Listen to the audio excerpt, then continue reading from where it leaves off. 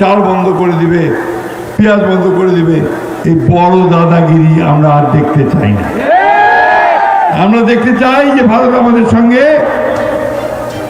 BNP মহাসচিব মির্জা ফখরুল ইসলাম আলমগীর বলেছেন, পাশের দেশ ভারত পানি বন্ধ করে দেবে, সীমান্তে মানুষ হত্যা করবে, যখন তখন চাল পেঁয়াজ আমদানি বন্ধ করে দেবে। এই বড় দাদাগিরি আমরা আর দেখতে চাই না। আমরা দেখতে চাই যে ভারত আমাদের সঙ্গে সমমর্যাদার ভিত্তিতে সহযোগিতা করবে। অন্যথায় ভারত বাংলাদেশের মানুষকে বন্ধু হিসেবে পাবে না। গতকাল বিকেলে চাঁপাইনবাবগঞ্জের নবাবগঞ্জ সরকারি কলেজ মাঠে এক ঐতিহাসিক বিশাল গণসমাবেশে প্রধান অতিথির বক্তব্যে তিনি এসব কথা বলেন। বাঁচাও পদ্মা, বাঁচাও দেশ, সবার আগে বাংলাদেশ। এই আন্দোলনের অংশ হিসেবে বিএনপি এই সমাবেশের আয়োজন করে। আমাদের বহু লোক, বহু শিশু, বহু নারী তারা প্রাণ দিয়েছে এই ফ্যাসিস্ট সরকারের আমলে। বিশেষ করে 24 জুলাইয়ে, মার্চে যেটাকে আমরা জুলাই যুদ্ধ বলি, সেই যুদ্ধে আমাদের প্রায় 2000 শিশু নারী আমাদের শহীদ হয়েছে।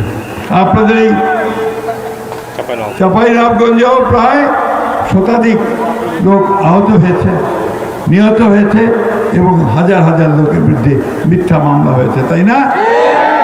আপনাদের বিরুদ্ধে অনেক মামলা ছিল না? ওটা বাংলাদেশে 60 লক্ষ মানুষের বিরুদ্ধে মামলা ছিল। 20,000 লোককে হত্যা করেছিল, 1700 মানুষকে তারা গুম করে দিয়েছিল। বন্ধুরা, ইলিয়াস আলী সহ আপনাদের এলাকাতে অনেকে গুম হয়ে গেছে, আর ফেরত আসে না।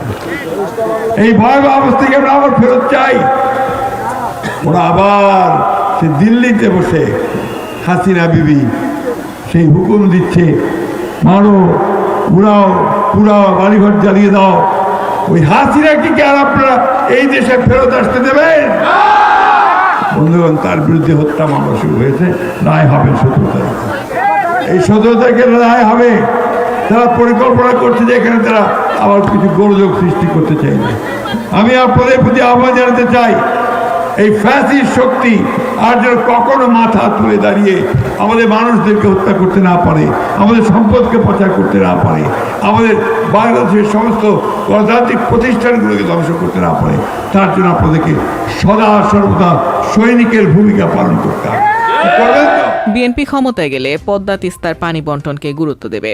আমরা বিগত দিনে দেখেছি তৎকালীন মন্ত্রী এমপিরা ভারতে গিয়ে দেন দরবার করেছে, কিন্তু দেশের জন্য কেউ ভাবেনি যে সরকারি আসুক, দেশের জন্য কাজ করতে হবে, দেশের স্বার্থ সবার আগে দেখতে হবে।